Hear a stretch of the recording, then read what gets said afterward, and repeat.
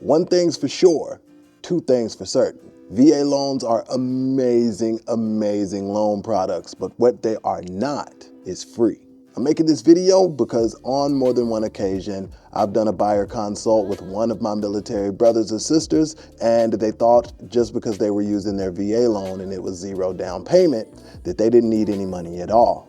And that couldn't be any further from the truth. So today, we're gonna talk about the hidden costs involved with using your VA loan and how you can actually get paid for buying a house. Let's get into it. So the first cost that not many people talk about when it's time to get your VA loan is gonna be the upfront monies that are due. Now this might vary from state to state, but here in Texas, we've got a couple.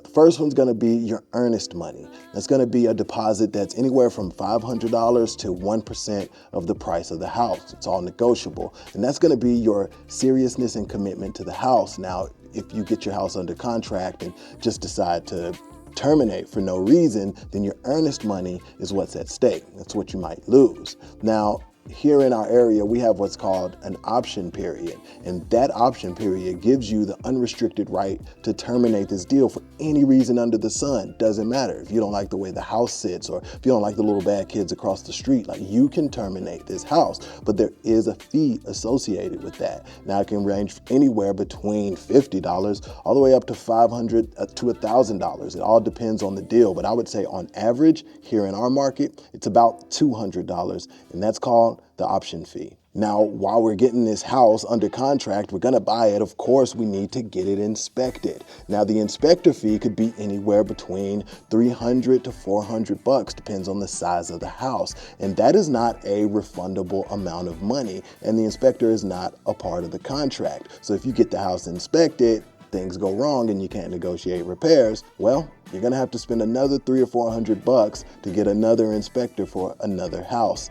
That's just the way it goes. So after you've already gotten your house inspected and everything looks good, you know you're gonna move forward with the house, another hidden fee is gonna be the appraisal fee.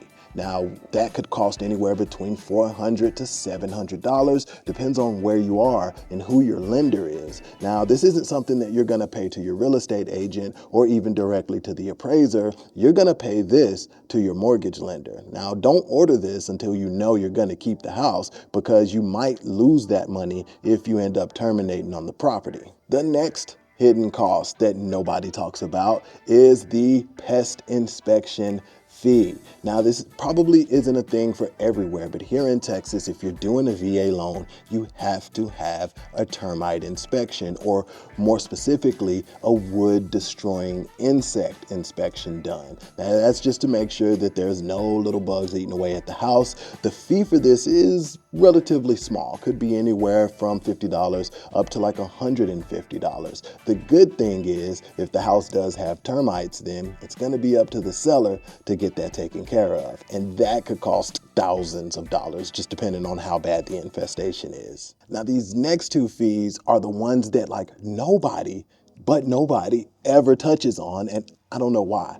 The first one is actually super common, and that's gonna be closing costs, right? So that's gonna be the taxes, the insurance, the escrow fees, and all the other little fees that just come with doing a real estate transaction. Now, those could be 3% of the house or 4% of the price of the house. It really all depends. Now, the good thing is those are negotiable. And I told you I was gonna tell you how you can actually get paid for using your VA loan to buy a house. Well, this is one of those ways. The key is have an amazing real estate agent that knows the market. Now, this can't happen in every single market. And if you're in a bigger market, you might want to go to the outskirts where you can actually make this work. But if you are able to get that agent to get all of your closing costs paid by the seller, then there's a good chance that you might walk away from the closing table with the same amount of money that you put forward. I recently had a closing. My VA buyer was 100% disabled. She had only put up about $1,500 in earnest and option money, but by the time she walked away from the closing table, she got $4,000. Now that's because she was tax exempt. And we had asked for so much money in closing costs that there was nowhere else for that thing to go. And the fact that she didn't have to pay any property taxes, she got those $4,000 credited directly to her pocket. It was a truly amazing deal, and she cried at the closing table. Now this last one is truly a hidden fee. I feel like I didn't even know about this until several years into my career after I had done several VA loans. Now this isn't a fee that everyone is gonna incur. If you are 10% disabled or more, you're gonna be exempt from this. But all of those that are not, you're gonna see this tacked on to your loan, and it is not a small fee.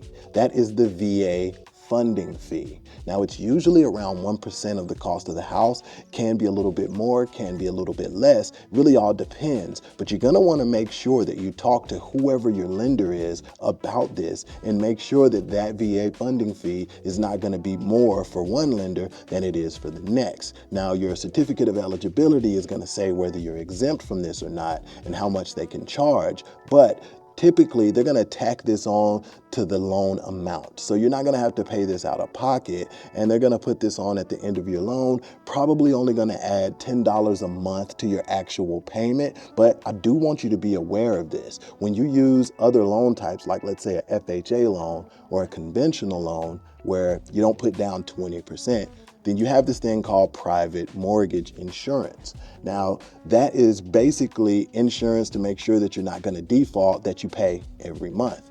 Well, for this one, since the VA is going to be your backing partner and guaranteeing a large portion of your loan, you're going to pay that VA funding fee directly to the VA to basically be your partner in all this. The very last thing we're going to touch on is another one that can vary from state to state, lender to lender, but you're going to want to make sure that you actually have some reserves in the bank. Cash reserves. Most lenders are gonna wanna know that you have enough money in the bank to pay a couple months of the mortgage for the house that you're buying. So they're gonna wanna look at those bank statements. So make sure that if you're gonna buy a house, that you got some cash on hand, not only some cash to put up front, but also a little bit of money in the bank account, because whoever does your mortgage, they're gonna wanna see it. Hopefully this was helpful. If you wanna see more videos about VA loans or the Fort Cavazos market, just check the channel. We have tons of stuff ready for you. I appreciate you for spending a little bit of time here with me today, and I'll see you on the next one. Peace. So a lot of you are going to be using your VA loans for the first time, and so for you, I have created a first-time home buyers webinar. The link is in the description, and we're going to go into way more detail about the home buying process, more detail than we actually go into on the channel. It's exclusive, it's free, so check it out. I guarantee it's going to be worth your while.